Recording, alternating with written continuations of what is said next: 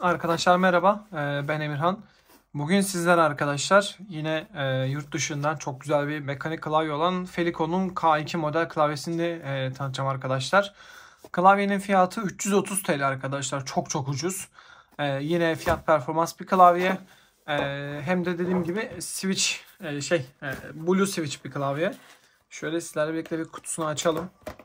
Ben de şimdi yurt dışından yeni geldi. Elime yani yeni ulaştı. Sizinle beraber açıyorum kutusunu. Şöyle beraber açalım.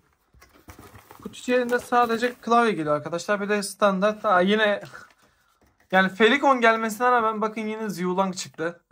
Xiaolong'un K2. Ya yüksek ihtimal Amazon Xiaolong ürünlerini satıyor. Yani şu dışarıda Felicon yazsa da ürünler hep Xiaolong tarafından geliyor. Şu benim şurada gördüğünüz şu zaten klavyede K68 Xiaolong'un. Bu da yüksek ihtimal yine tarafından, Xiaolong tarafından üretiliyor ama marka olarak Felicon'u kullanmışlar. Klavyenin arkadaşlar ilk elime geldiğindeki hissiyatından şöyle bahsetmek gerekirse bence gayet hani sağlam, plastik olsa da kasa gerçekten sağlam. Yani bana o sağlamlık hissiyatını verdi. Şöyle bir arkasını çevireyim öncelikle. Şöyle arkadaşlar arka tarafını size de göstermiş olayım. Ayakları var. Bununla birlikte kanallardan kablolarınızı onu durumuna göre geçirebiliyorsunuz.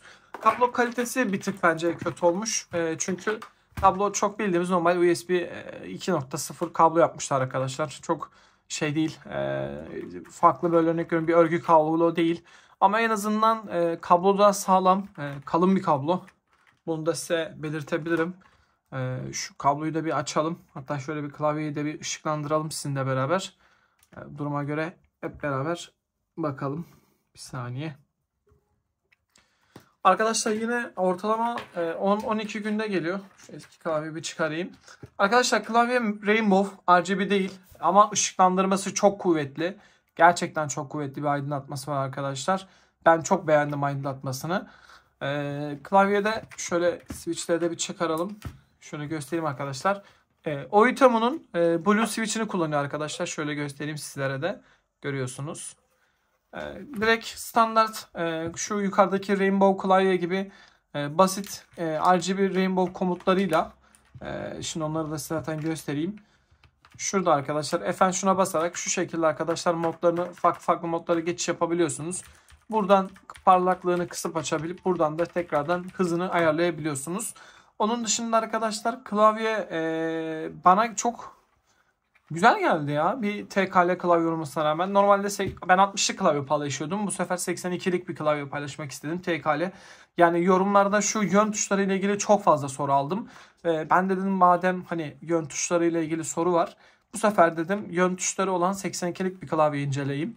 Bunu sizlerle paylaşayım dedim. O yüzden böyle bir klavyede videosunu çekeyim dedim. Ayrıca arkadaşlar yani şu klavyeyi ben paylaştığımdaki fiyatı aslında ne kadardı? 450-500 lira civarındaydı. Yani şimdi 700-800 liraya çıkmış. Eğer ki beni gerçekten takip eden arkadaşlar varsa şu klavyeyi de kesinlikle kaçırmayacağını düşünüyorum. Ve abone olmayan arkadaşlar için de abone olursanız çok sevinirim arkadaşlar. Görüşmek üzere.